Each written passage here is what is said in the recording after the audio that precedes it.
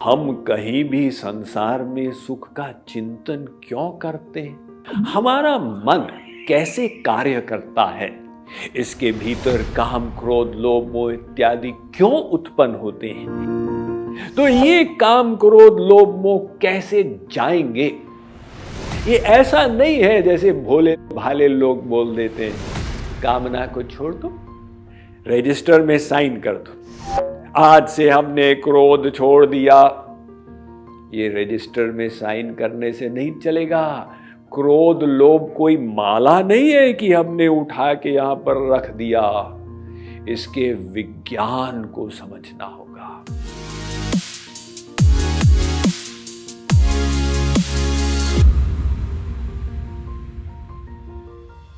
वैदिक मनोविज्ञान इतना तर्क संगत और इतना क्रिस्टल क्लियर है कि उस पर संपूर्ण वेस्टर्न साइकोलॉजी को न्योछावर कर दिया जाए। तो हम लोगों ने उसकी गहराई में जाके समझा।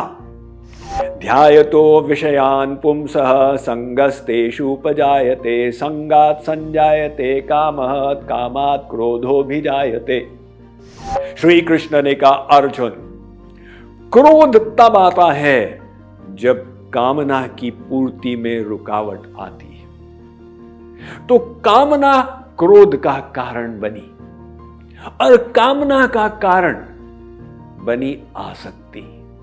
जहां मन आसक्त हो गया, बस वही वस्तु या व्यक्ति बार बार मन में आके परेशान करते। एवं मन क्यों आसक्त हो जाता है, इसका भी विज्ञान को समझना होगा। तो इन पर विजय प्राप्त करने के लिए एक श्लोक में भागवत ने उत्तर दिया। वैसे तो वेद व्यास ने 18 पुराण में 4 लाख श्लोक लिखे, किंतु ये एक श्लोक ऐसा रहस्यात्मक है कि सारी साधना इसमें डाल दी। वे कहते हैं, विषयान् ध्यायतश्चित्तं विषयेषु विसज्जते, मामनुस्मरतश्चित्तं मय्येव प्रविलीयते। ये श्री कृष्ण कह रहे हैं उद्धव से कि उद्धव, तुमने बार बार चिंतन किया संसार के विषयों में सुख है, वहां पे मन लग गया। अब बार बार चिंतन करो मुझ में, श्री कृष्ण में सुख है, तो मन श्री कृष्ण में लग जाएगा। वो चिंतन से जैसे संसार में लगा था, उसी चिंतन से भगवान में भी लगेगा। और जब भगवान में आसक्ति हो गई तो भगवान की कामना उत्पन्न होगी। उनके दर्शन कैसे करें, उनसे कैसे मिले, उनकी सेवा कैसे करें, उनका नाम श्रवण कैसे करें, उनका गुणगान कैसे सुने। ये भगवान की कामना हमारे अंतःकरण को शुद्ध कर देगी। अतः हम जो कहते हैं कामना खराब है, ये संसार की कामना अमंगल है। उसी कामना को हम भगवत दिशा में मोड़ दें, वो कामना अंतःकरण को शुद्ध करती। या अनुरागी चित्त की गति समझे नहीं कोय, ज्यों ज्यों डूबे श्याम रंग, त्यों त्यों उज्ज्वल होय। जितने श्याम सुंदर की कामना तीव्र होगी, उतना ही अंतःकरण और उज्ज्वल होता चला जाएगा। तो बस कामना को खत्म नहीं करना है, उसको सही दिशा में मोड़ देना है। दिव्य ज्ञान की कामना हो, दिव्य प्रेम की कामना हो, भगवत दर्शन की कामना हो। और ये सब कामनाएं कैसे होंगी? जब बुद्धि निश्चय करेगी कि हम सुख तो चाहते हैं, लेकिन हम जो सुख चाहते हैं वो संसार के विषयों में नहीं, वे आनंद सिंधु भगवान में है। तो हम वहां सुख का चिंतन करेंगे। एक कथा मैंने अपने पूज्य गुरुदेव जगत गुरु कृपालु जी महाराज से सुनी। वे जब युवावस्था में थे, 27-28 वर्ष के थे, अभी जगत गुरु नहीं बने थे, लोगों के घरों में सत्संग करते थे। तो इलाहाबाद में अक्सर वे सत्संग किया करते थे और बड़े सीनियर गवर्नमेंट ऑफिशियल उनके सत्संगी थे। तो उनमें एक उनके अच्छे सत्संगी थे इलाहाबाद हाई कोर्ट के जस्टिस, और वो जस्टिस साहब का जो छोटा भाई था वो डिस्ट्रिक्ट कलेक्टर था, किंतु घोर नास्तिक। तो बड़े भाई वे पक्के सत्संगी और छोटा भाई नास्तिक। हमेशा झगड़ा करता था, भाई साहब आप क्या बाबाओं के चक्कर में पड़े रहते हैं। लेकिन अब शाम का सत्संग जज साहब के घर में था, तो जज साहब अपने कलेक्टर भाई को भी इनवाइट किए हुए थे। महाराज जी वहां बैठ के प्रवचन देने लगे। सोफे पर ड्राइंग रूम में 25-30 लोग बैठे थे। कलेक्टर साहब आए तो सही है, भाई के यहां सत्संग है, आना ही पड़ेगा, किंतु नाराज होकर पैसेज में ही टहलते रहे। अब महाराज जी बुलंद आवाज में बोल रहे थे, उनके शब्द कलेक्टर साहब के कान में आ रहे थे।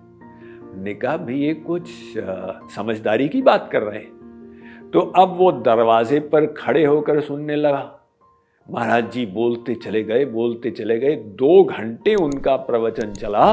तो कलेक्टर की समझ में आया कि ये ऐसे वैसे बाबा नहीं है कि 2 रोटी खाने के लिए बन गए, नारी मुई गृह संपत्ति नासी, मूड मुड़ाई भय सन्यासी। बात तो बड़े काम की कर रहे हैं। तो एक बार बुद्धि में बात बैठ गई कि आनंद भगवान में है। श्रद्धा उत्पन्न हो गई, आनंद तो सभी चाहते। तो कलेक्टर साहब का भी मन कुछ घूम गया। अब सत्संग पूरा हुआ, सब लोग लाइन लगा के श्री महाराज जी को प्रणाम करने आए। कलेक्टर साहब भी लाइन में लग गए। तो जज साहब पहले बता चुके थे कि महाराज जी मेरा भाई क्या नाक में दम कर देता। कलेक्टर साहब सामने आए, इससे पहले कि वो प्रणाम करें श्री महाराज जी उनके चरणों में गिर गए। अब वे कलेक्टर साहब तो हक्का बक्का हो गए। अरे महाराज जी आप क्यों शर्मिंदा करते हैं, आप इतने बड़े संसार के महात्मा त्यागी योगी, हम तो संसार के भोगी हैं। महाराज जी ने कहा नहीं, तुमने पूरा उल्टा बता दिया, भोगी तो मैं हूं, त्यागी तुम हो। अरे नहीं महाराज जी आपको सब जानते हैं। महाराज जी ने कहा मैंने कौन से सुख का त्याग किया है? संसार के विषय सुख का, किंतु संसार में सुख है ही नहीं। तुम ऐसे त्यागी हो कि तुमने भगवान का त्याग कर दिया है और संसार को अपना लिए। तो किसका त्याग ज्यादा बड़ा है? महाराज जी ने कहा कि जैसे भी ऐसा बोले, वो कलेक्टर महाराज जी के चरणों को पकड़ के बच्चों के समान रोने लगा और फिर उसके बाद अपने भाई से भी अधिक स्पीड में सत्संग में चलने लगा। बस बात समझ में आ गई कि सुख तो चाहिए, किंतु असली सुख आनंद सिंधु भगवान में है।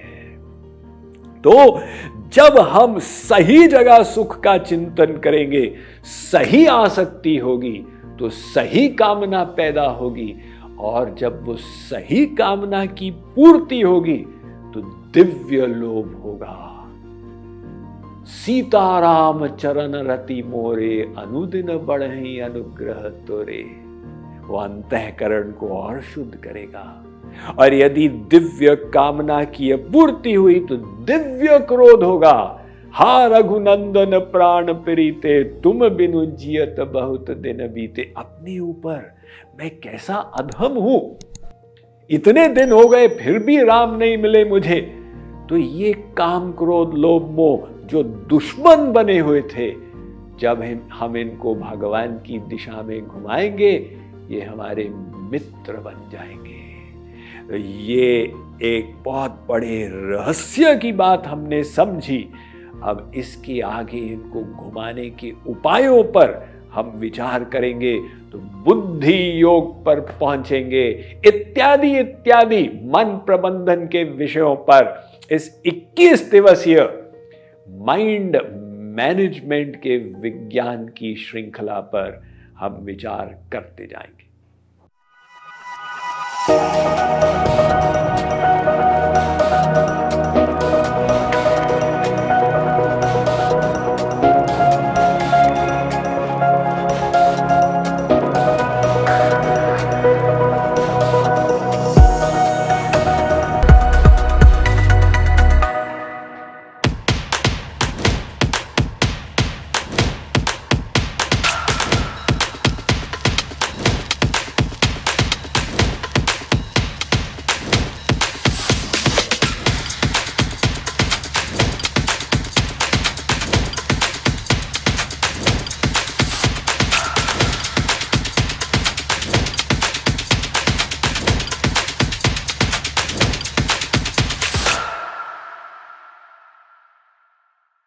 Mind management, life transformation, power of thoughts आदि प्रेरणादायक एवं आध्यात्मिक वीडियोस के लिए सब्सक्राइब करें स्वामी मुकुंदानंद हिंदी यूट्यूब चैनल को और बेल आइकन को अवश्य दबाएं ताकि आपको ये वीडियोस मिले सबसे पहले।